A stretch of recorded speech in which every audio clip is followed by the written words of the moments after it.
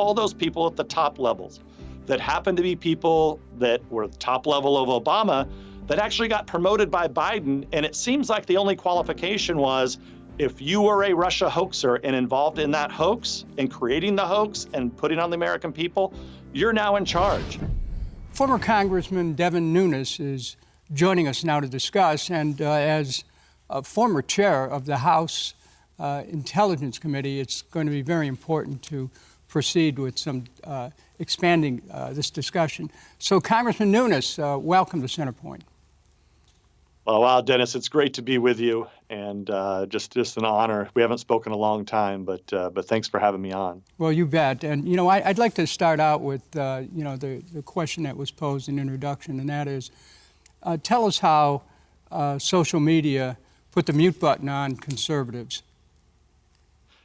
Yeah, and look, and it's not just conservatives, it's mostly conservatives. But I would also say if you are left-wing or Democrat, but if you didn't go along with the narratives, whether it be on the COVID or on vaccines or on even the Hunter Biden laptop, you know, it didn't matter if you're Republican or Democrat, you were getting either shadow banned or outright banned by the social media platforms. And so, and probably, look, the worst thing that ever happened in my congressional career is when they completely nuked off of the platform not only President Trump, but millions of Americans in January of 2021, followed by the complete destruction of a company called Parler that was really a predecessor almost to True Social, where I am now. I was one of the first guys to go on Parler. I was one of the first guys to go on Rumble, which were alternative platforms. And those platforms just wanted to be there, hang out, let people go to it, and Parler grew.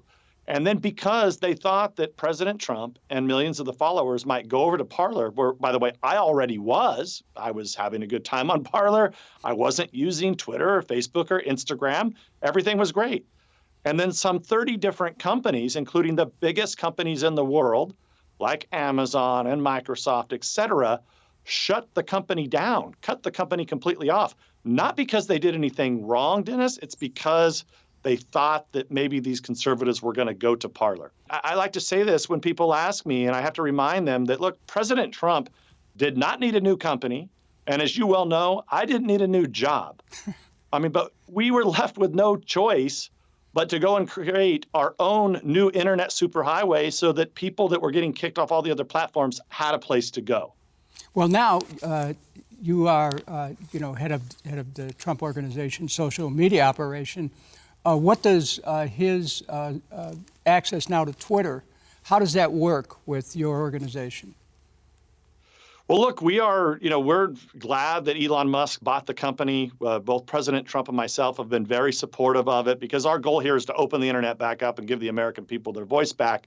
And look, we still look at Elon Musk as, you know, he's the richest man in the world.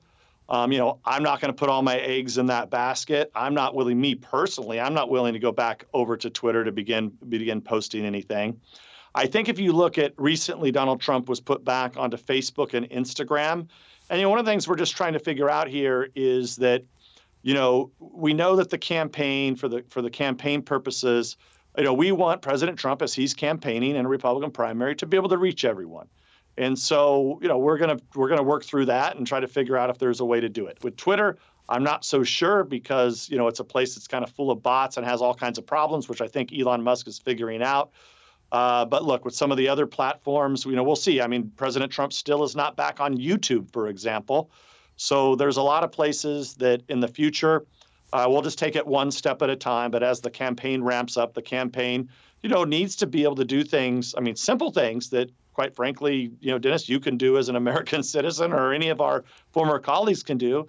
And that is they can buy advertisements on all of the companies. But right now, you know, President Trump's campaign cannot do that. Well, you know, there's one thing. You were at the center of one of the most important debates that's happened in recent years when you were saying that this Russiagate thing was not real. And that, go back to 2016, there was a concerted attempt to smear Donald Trump as a candidate and then later on as president as being a Russian agent. One of the things that I found fascinating in reading Jeff Gerth's report in the Columbia Journalism Review was that he pointed out that some of this initial energy came from the Clinton campaign. As a matter of fact, they were promoting this Russiagate narrative. And I just wondered if you had if you believed at that point, as House Intelligence Chair, that was kind of where things were originating. Well, look, I have to tell you this, Dennis, that it means a lot from me in this, to me, coming from you, because you're one of the most prominent Democrats in the last 20 years, and I just give you credit for playing it straight, whether it was Republicans or Democrats, and calling it out. Thank you, Mr. Chairman, because you were chairman of House Intelligence, and the things that I think you pointed out that is really a threat to freedom and the American people is that the FBI was politicized. The CIA was politicized. Intelligence agencies were politicized. Remember the 51 intelligence experts who basically wrote off the Hunter Biden laptop story. So what about that?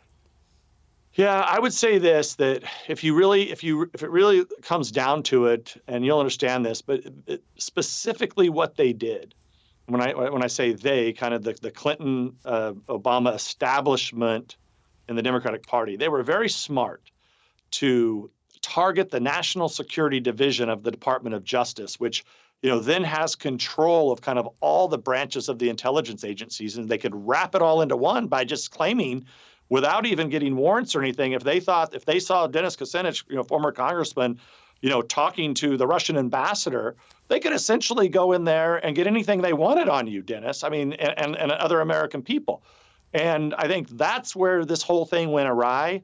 And instead of honest men and women within the Department of Justice and FBI stepping up in 2017 and 18, when we knew the Russia hoax was a hoax, and say, okay, we're going to wash our hands of this, the opposite has happened. And what's happened is all those people at the top levels that happen to be people that were the top level of Obama that actually got promoted by Biden. And it seems like the only qualification was if you were a Russia hoaxer and involved in that hoax and creating the hoax and putting on the American people, you're now in charge. And unfortunately, you have the leadership at the FBI and the DOJ who have just went along with it. Congressman Nunes, thank you very much for joining us on Centerpoint. We look forward to having you back again.